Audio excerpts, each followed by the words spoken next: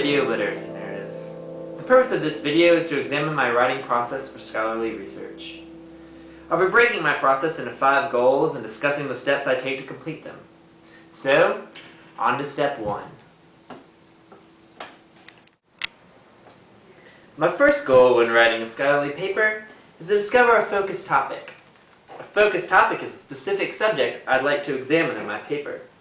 Let's say I'm assigned to write a paper on Anna Akhmatova's poem entitled Requiem. I have no clue what I'd like to say. Where do I begin? Well, the first step to discovering a focused topic is to become intimate with the work. I would read the work multiple times, annotate heavily, and meditate on my discoveries. If I'm using a particular critical theory, I'll go to my university library to read the relevant works. With any luck, after repeating these steps, I'll have arrived at a focused topic.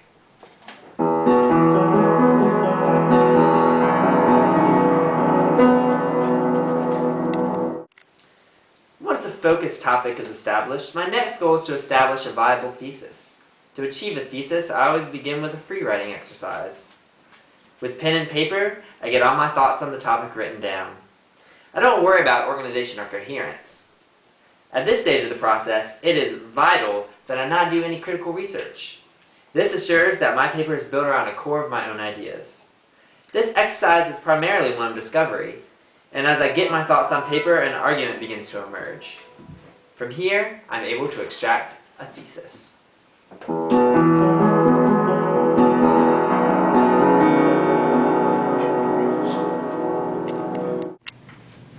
Now that I've established a thesis, my next goal is to begin working out a preliminary structure.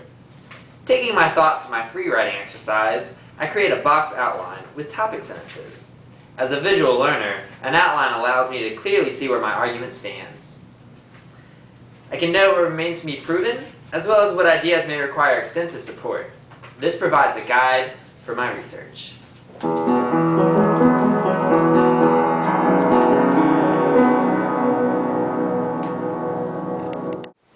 Now begins the most crucial stage in the process, gathering critical research.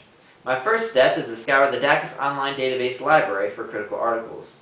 Typically, I begin with JSTOR and then move to EBSCOhost, which is actually a collection of relevant databases, including the MLA bibliography. I particularly enjoy this phase of research as I can do it from the comfort of my own home. I usually, for better or for worse, skim the articles for relevance, utilizing the Control-F function heavily. The more relevant articles then get more thorough readings. With the databases exhausted, I move to print media. Much like with online sources, I use my university library's online catalog to search for the most promising books. I then scan the index of the book looking for relevant content. From there, I repeat the process by pulling other books of similar subject from the shelf. Admittedly, I rarely read more than the relevant chapter. This is due largely to time constraints.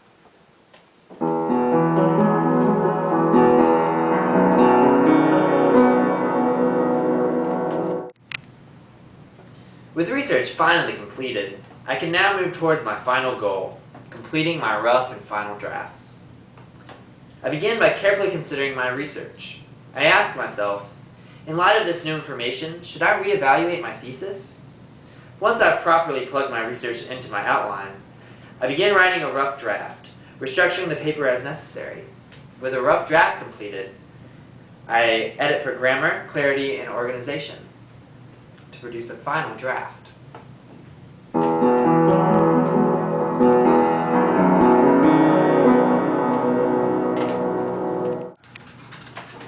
I hope you've enjoyed my video literacy narrative, and I hope you've learned as much as I have. For a more detailed analysis of my writing process, as well as a discussion of the implications of my writing process in light of Nicholas Carr's article, Is Google Making Us Stupid?, please visit my blog at jcdunn.wordpress.com and click on the link Analysis of Literary Practices.